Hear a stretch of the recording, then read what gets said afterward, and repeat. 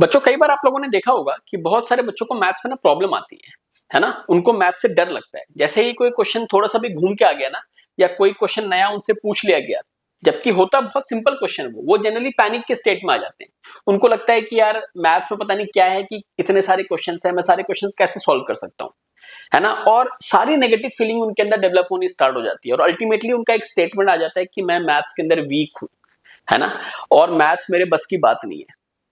Hello बच्चों, मेरा नाम है अत्यंत और मैं इस वीडियो के अंदर आपको एक मैथ्स की एंजाइटी थ्योरी के बारे में बताऊंगा। और वो थ्योरी हमारे को ये बताती है कि बेसिकली जो हमें डर लग रहा है मैथ्स से, वो हमारे ब्रेन के फंक्शन की वजह से। और अगर हम थोड़े से स्टेप्स अगर सही से कर लेना, तो हम मैथ्स के इस डर को अपने दिमाग से निकाल सकते हैं और अल्टीमेटली थोड़े टाइम के बाद हम मैथ्स के अंदर अच्छा भी कर सकते हैं।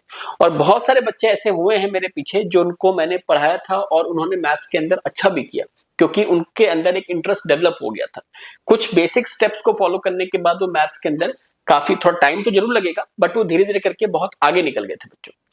तो बच्चों, जैसे जिस थ्योरी की मैं बात कर रहा हूं, वो थ्योरी बेसिकली उसका नाम है मैथ्स एंजाइटी थ्योरी, और ये दिया था एशक्राफ्ट एंड क्रॉस ने। इनका क्या कहना था कि जब कभी भी आप एक चैलेंजिंग मैथ्स के प्रॉब्लम को देखते हो, है ना, जब कभी भी आप एक चैलेंजिंग मैथ्स के प्रॉब्लम को देखते हो, आपका एक ब्रेन का सेंटर होता है जिसको हम लोग बोलते हैं एमिगडाला। एमिगडाला ये हमारा फियर सेंटर होता है। एमिगडाला क्या होता है? Fear centre. और इसका बेसिकली काम क्या होगा ना, कि जैसे ही ये सेंटर एक्टिवेट होगा, जो आपकी वर्किंग मेमोरी होगी, वर्किंग मेमोरी क्या होती है? जिसके थ्रू आप लोग कैलकुलेशंस को करते हो, कॉन्सेप्ट्स को अप्लाई करते हो, है ना, वो आपकी क्या होती है? ऑफ हो जाती है। जैसे ही आप किसी मैथ्स के क्वेश्चन को देखोगे, ये स्टार्ट हो जाएगा, ये एक्टिवेट हो जाएगा, एमिगडाला एक्टिवेट हो जाएगा। एमिगडाला एक्टिवेट होते ही क्या होगा कि आपकी वर्किंग मेमोरी स्टॉप हो जाएगी और आपको कैलकुलेशंस में फंस जाओगे, प्रॉब्लम हो जाएगा। कई बार बोलते हैं ना, दिमाग चल नहीं रहा है मेरा, तो बेसिकली यही नहीं चला रहा आपका दिमाग। आप समझ रहे मेरी बात को? तो इसका मतलब ये नहीं है कि आप मैथ्स के अंदर वीक हो गए, इसका मतलब ये है कि आप मैथ्स से डर रहे हो। क्यों डर रहे हो? इसकी वजह से। और इसको अगर थोड़ा आपने सुधार लिया, या इसको थोड़ा सा हमने पागल बना दिया, बेवकूफ बना दिया, तो आप मैथ्स में आगे भी निकल सकते हो, है ना बच्चों। साइंटिफिक के हिसाब से मैं बात कर रहा हूं, मैं कुछ अपनी तरफ से तो बात नहीं कर रहा हूं। अब होता क्या है, जनरली मैं 2-4 पॉइंट्स बताता हूं आपको, शायद इससे आप लोग रिलेट कर पाओ। होता क्या है कि एक क्वेश्चन को आपने देखा, आप स्कैर्ड हो गए। स्कैर्ड होते ही आपका एमिगडाला, जो फियर सेंटर है, वो एक्टिवेट हो गया। इसकी वजह से क्या हुआ? आपकी जो वर्किंग मेमोरी है वो ऑफ हो गई। इसकी वजह से क्या हुआ? आप कैलकुलेशंस को नहीं कर पाए अच्छे तरीके से, जिसकी वजह से क्या हुआ? आपके अंदर एक नेगेटिव फीलिंग आ गई और उसकी वजह से आपने क्या बोल दिया कि I am bad at maths. और मुझे इसी चीज को निकालना है आप लोगों के दिमाग से कि you are not bad at maths. कोई भी बच्चा मैथ्स में बैड नहीं है। मैथ्स एक स्किल है, कोई इसको बचपन से लेके पैदा नहीं होता बच्चों। आप इसको ओवर अ टाइम पीरियड बनाते हो, और आप भी बना सकते हो जिनको भी मैथ्स से डर लगता है। अब हम बात करते हैं कि यार इस चीज से हम कैसे निकल सकते हैं। तो 2-4 पॉइंट्स है जिसको कि अगर आप लोगों ने फॉलो कर लिया ना, तो आप इस डर से बाहर निकल जाओगे। और थोड़े टाइम के बाद अगर आप उसको प्रैक्टिस करते गए उन 4 स्टेप्स को, आप मैथ्स में बहुत अच्छा भी कर सकते हो। सबसे पहला स्टेप है हमारा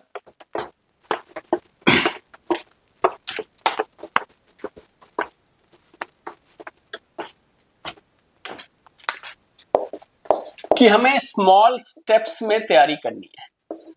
कहने का मतलब क्या है? अगर पूरा चैप्टर आपको पढ़ना है मैथ्स का, तो आप उसमें से 10 मिनट का कॉन्सेप्ट ही पढ़ो। मतलब छोटे टॉपिक। अगर पूरे चैप्टर को पढ़ना है तो उसको पार्ट्स में ब्रेक कर लो। इसको हम लोग बोल सकते हैं कि हमें पार्ट्स में ब्रेक करने वाला चीज होना चाहिए। अगर आपको एक पूरा टॉपिक पढ़ना है, आप उसके कॉन्सेप्ट्स पढ़ो पहले। आप समझ रहे हो? मतलब एक पूरे चैप्टर में roots of a quadratic equation अगर आ गया, तो उस टॉपिक को एक साथ पूरा खत्म मत करो, उसके बिट्स को पढ़ो कि डिस्क्रिमिनेंट क्या होता है ना। d ग्रेटर देन 0 है तो क्या होगा, d लेस देन 0 है तो क्या होगा, d इक्वल टू 0 है तो क्या होगा। ठीक है ना। तीसरी बात, अगर कोई आपको कॉन्सेप्ट को सॉल्व करना है या समझना है तो उसके लिए उसके एग्जाम्पल्स करो। कहने का मतलब क्या है कि पूरा चैप्टर है तो उसको भी हम ब्रेक करेंगे, अगर कोई टॉपिक है उसको भी हम ब्रेक करेंगे, अगर कोई कॉन्सेप्ट है उसको भी हम ब्रेक करेंगे। तो इससे क्या होता है ना, धीरे धीरे करके आपका माइंड प्रिपेयर होगा। आप एक साथ में सारा करने बैठ जाते हो, वो चीज बहुत गलत हो जाती है। तो सबसे पहली चीज, हमें पार्ट्स में काम करना है, हमें फुली कभी भी काम नहीं करना। और ये उन बच्चों के लिए जिनको मैथ्स में डर लगता है। बच्चों, अगर आप मैथ्स में बहुत अच्छा कर रहे हैं तो आप अपने हिसाब से करते जाओ, उसमें कोई प्रॉब्लम नहीं है। दूसरा स्टेप, कभी भी मैथ्स को आपको विदाउट पेन एंड पेपर नहीं करना। कहने का मतलब क्या है, मैंने देखा है बहुत सारे बच्चे क्या करते हैं ना कि मैथ्स के फॉर्मूले को रट लिया, उसके बाद क्वेश्चन, हाँ ये ऐसे हो जाएगा, ये ऐसे हो जाएगा, स्टेप 1 है, स्टेप 2 है, स्टेप 3 है, ऐसे हो गया। ये नहीं करना कभी भी। जब तक आप लिखोगे नहीं, ये बहुत इंपॉर्टेंट है, लिखना, कैलकुलेशंस को करना, ये बहुत ज्यादा इंपॉर्टेंट है। आप बिना कैलकुलेट करके मैथ्स में आगे नहीं बढ़ सकते। अगर कोई आपको कहता है ना कि ओरली मैथ्स को कर लेंगे, तो वो बिल्कुल आपको बेवकूफ बना रहा है। आपको मैथ्स में आगे बढ़ना है, मैथ्स में अच्छा करना है, तो कैलकुलेशंस, फॉर्मूले, कॉन्सेप्ट सब पेपर पे होने चाहिए आपके। आपको लिखने की हैबिट बननी चाहिए, तभी आप इसमें आगे जा सकते हैं बच्चों। तो हमने क्या बोला कि कभी भी आपको पेन एंड पेपर के बिना मैथ्स को नहीं करना, स्टेप्स को रीड नहीं करने, ये चीज ध्यान रखनी है। तो पहला स्टेप क्या था कि हमें पार्ट्स में काम करना है। दूसरा स्टेप क्या है, पेन एंड पेपर के साथ काम करना है। तीसरा स्टेप क्या होगा हमारा,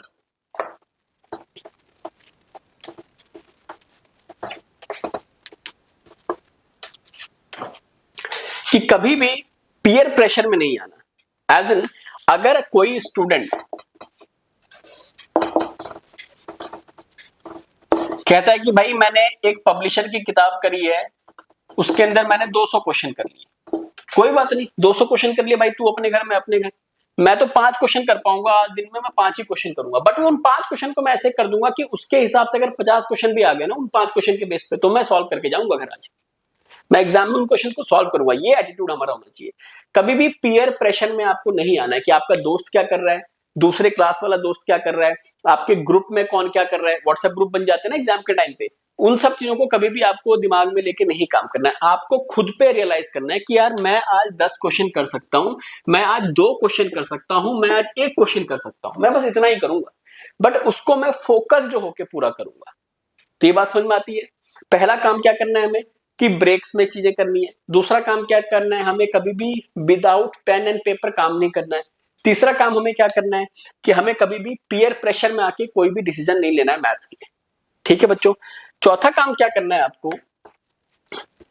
कि कभी भी आपको, देखो अगर मैथ्स में डर लग रहा है तो टीचर ओरिएंटेड आप क्लास में काम में नहीं कर पाओगे। कहने का मतलब क्या है कि स्कूल में या ट्यूशंस में आपका स्पीड जो होता है वहां पे सिलेबस का, वो काफी हाई होता है बच्चों। और जो बच्चे जनरली थोड़ा सा डरते हैं ना मैथ से, वो इस चीज को कभी भी ना मैच नहीं कर पाएंगे, इसको आप मैच नहीं कर पाओगे। तो आपको करना क्या है कि आपको खुद की एक पेस बनानी है ना। जैसा मैंने बताया कि जिस तरह से आपको पीयर प्रेशर से फर्क नहीं पड़ना चाहिए ना, उसी तरीके से आपको उस वाले स्पीड से भी फर्क नहीं पड़ना चाहिए। ये आपको डिसाइड करना है। अगर वहां पे 10 टॉपिक आ गए हैं ना, आपको लगता है कि मेरे पहले के 2 टॉपिक क्लियर नहीं है, तो आप उन 2 टॉपिक को पहले क्लियर करो। देखा देखी में कभी नहीं करना। कभी भी आपको टीचर ओरिएंटेड, ट्यूशन ओरिएंटेड, है ना, इन सब चीजों में नहीं फंसना। अगर वहां पे पूरा सिलेबस खत्म हो गया, हमें तो यार एक भी टॉपिक नहीं आता, तो मैं एक टॉपिक को पहले मजबूत करूंगा ना। मैं सिलेबस करने के बाद मैं सैंपल पेपर पे क्यों चला जाऊंगा। समझ रहे मेरी बात को। मैं जिन टॉपिक्स को यूज कर रहा हूं, जिन टॉपिक्स को मुझे आता ही नहीं, मैं पहले उन टॉपिक्स को सॉल्व करूंगा। तो ये आपका एक और स्टेप हो गया। और लास्ट स्टेप क्या है कि जब भी आप प्रैक्टिस करते हो किसी भी टॉपिक का या किसी भी कॉन्सेप्ट का, किसी भी चैप्टर का, वो आपको टाइम लिमिट के साथ करना है। मतलब आपको एग्जाम कंडीशन के हिसाब से करनी है। आप मान लो कि 10 क्वेश्चन करते हो, आपको पता है कि यार ये क्वेश्चन पूरे बोर्ड का पेपर इतने टाइम का होता है, तो आपने उन 10 क्वेश्चन के लिए टाइम पीरियड डिसाइड कर लिया कि भाई मैं 30 मिनट्स में कर लूंगा। स्टार्टिंग में ज्यादा भी ले सकते हो, आप 40 मिनट्स ले लो, आप 50 मिनट्स ले लो, प्रॉब्लम वो नहीं है। प्रॉब्लम यह है कि आपका एक माइंडसेट बनना चाहिए कि मुझे इस टाइम के अंदर ये फिनिश करना है।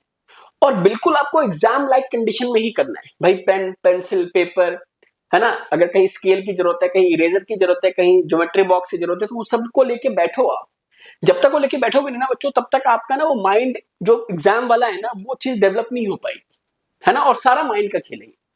तो कहने का मतलब क्या है कि अगर आप ये 5-6 चीजों को कर लेते हो, तो जनरली जो हमारी मैथ्स की स्किल है ना, ये आपकी इंप्रूव हो जाएगी। क्योंकि देखो बच्चों, जैसा मैं पहले बता रहा हूं आप लोगों से, कोई भी मैथ्स की स्किल को ना बचपन से लेके पैदा नहीं होता, कोई एक्स्ट्रा ऑर्डिनरी मैथ्स बचपन से नहीं होता। मैथ्स में प्रैक्टिस कर कर करके बनाता है। आप बहुत अच्छे हो मैथ्स में, अगर आपने 1 साल प्रैक्टिस छोड़ दी ना, आप बिल्कुल जीरो हो जाओगे। ये फैक्ट बता रहा हूं मैं। मान लो मैं मैथ्स का टीचर हूं, मैं मैथ्स पढ़ाता हूं, अगर मैं 2 साल प्रैक्टिस नहीं करूंगा ना, मैं बिल्कुल जीरो हो जाऊंगा मैथ्स में। ये रियलिटी है, यही इस सब्जेक्ट की खास बात है। जो इसको इज्जत देगा वो इस सब्जेक्ट से इज्जत लेगा बच्चों, मतलब वो इस सब्जेक्ट में बहुत आगे चला जाएगा। आप मेरी बात को समझो। इसीलिए मैं आपसे क्या बोल रहा हूं कि आप इस स्किल को मास्टर करने के लिए धीरे धीरे छोटे छोटे स्टेप्स लो, आप मैथ्स के अंदर बहुत आगे निकल जाएंगे। तो ये हमारा पूरा डिस्कशन का समरी था बच्चों आज का, कि मैथ्स एंजाइटी थ्योरी के हिसाब से जो अपना ब्रेन का जो ब्रेन का सेंटर एक्टिवेट हो रहा है, एमिगडाला, उसकी एक्टिवेशन को हमें कम करवानी है। और उसकी एक्टिवेशन को कम करवाने का तरीका क्या है कि आपको इस तरीके से काम करना है। जब तक आप इस तरीके से सेट ऑफ स्टेप्स नहीं लोगे, वो आपका फियर वाला पार्ट जनरेट होता जाएगा, और जैसे वो फियर जनरेट होगा, आप मैथ्स के अंदर डरते ही जाओगे बच्चों। तो मुझे लगता है कि शायद इस वीडियो से आप लोग कुछ सीख पाओगे। अगर आपको कुछ समझ में आता है तो प्लीज आप लोग कमेंट्स में जरूर डालिएगा। अगर कुछ और भी चीजें हमें डिस्कस करनी है तो वो भी आप जरूर डालना। मैं ट्राई करूंगा कि उन सारी चीजों को मैं आप तक पहुंचा सकूं time to time. Thank you बच्चों, मिलते हैं हम लोग नेक्स्ट वीडियो के अंदर।